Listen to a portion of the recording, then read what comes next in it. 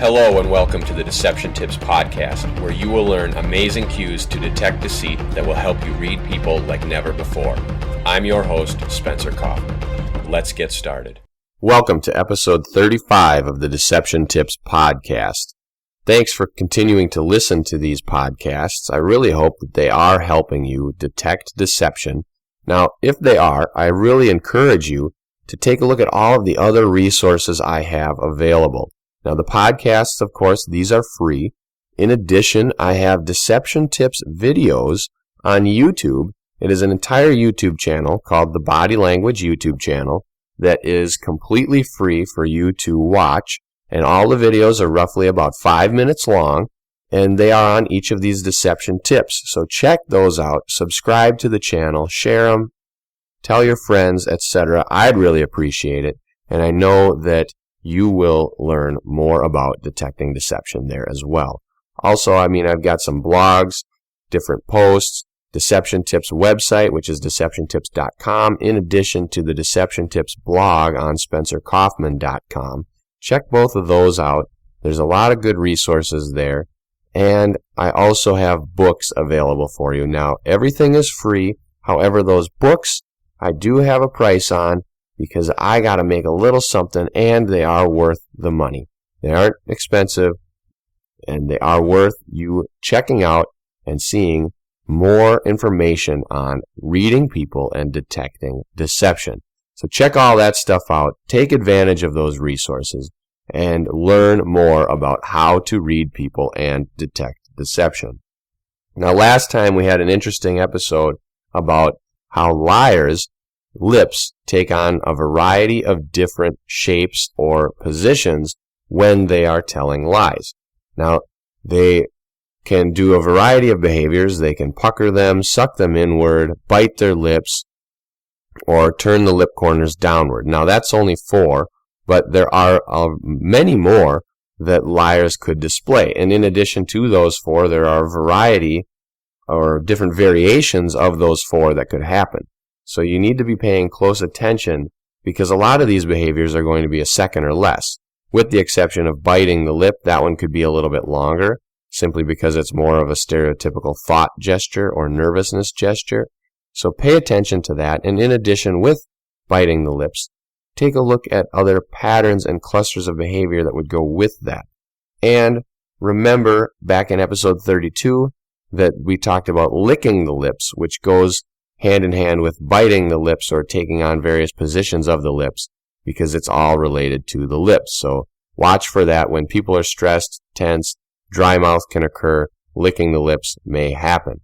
So keep in mind that there are a variety of lip behaviors that can go on when people are lying. There's that stereotypical joke, how do you know when? Substitute whatever you want to put in there. A woman, a politician, a man, takes on any variety of ways or forms depending on who tells the joke. How do you know when so-and-so is lying? Their lips are moving. The lips are the seat of all the lies. Of course, it comes from the mind. However, without the lips, it would not be possible to speak that. Same as the tongue. The tongue is the root of all speech. So, bottom line is pay attention to all of that. Pay attention to the lips, also to clusters and patterns of behavior relating to that, and you'll be much better off at determining what each of those behaviors means. Now, today, we're going to discuss a very cool sign of deception, one that I think you can use in everyday life, and you can have a little bit of fun with it, because it's not necessarily a sign of deception, it's more a sign of truthfulness. This is a sign that you can use as an experiment. It's like a testing method to see where someone is on the truthfulness spectrum. So this one is about mirroring movements. Now, when people are being honest and truthful, we are social creatures, so we want to fit in to those around us.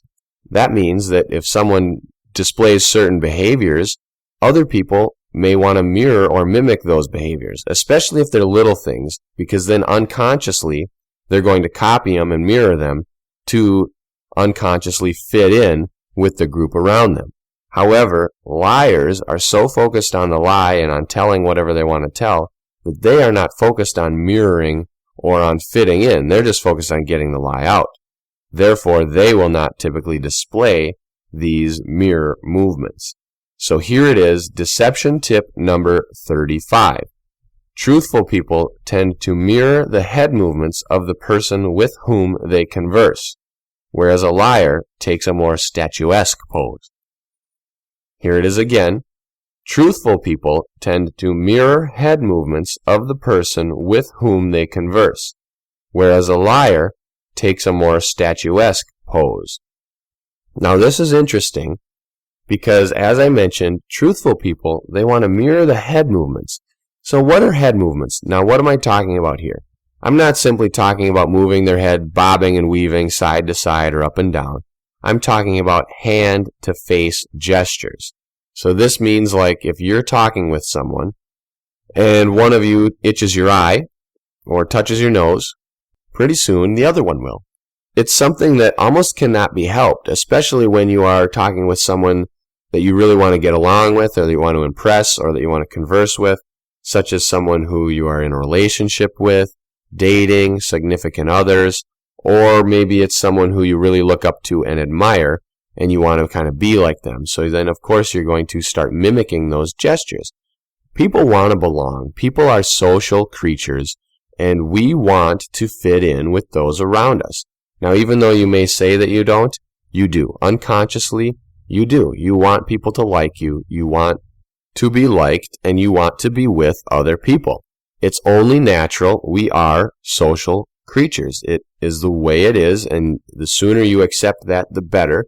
Now that you accept that, you can use this to your advantage when trying to find the truth. You can display some signs intentionally, such as rubbing your nose or pretending you have something in your eye or touching your lips or something like that, and see if other people follow those behaviors. Now I'm going to talk about something that's pretty cool, and that is a cool little strategy you can use, and almost like a game you can have a little bit of fun with, coming up right after this. Want to be an expert at detecting deception? Download the Deception Tips ebook and swipe through the pages while waiting in line, in the elevator, or anywhere you have a few minutes to spare. Download it today at spencerkaufman.com. It is important to watch the movements of other people, but also the movements of yourself. If you are doing certain behaviors and other people are copying them, then you know that they are more focused on pleasing you and on fitting in than on pushing their agenda or on telling a lie. Now, this isn't necessarily true all of the time because, like I said, unconsciously people simply want to fit in. So it doesn't mean that they are trying to please you all the time or look up to you all the time. It just means that they are trying to fit into that situation. So a cool little game that you can play. Now, this is a game that only you are going to know about, and the other people who are participating in the game, they're not going to know they're playing. They really won't even know what's going on, but you'll get amusement out of it, and it could be kind of fun.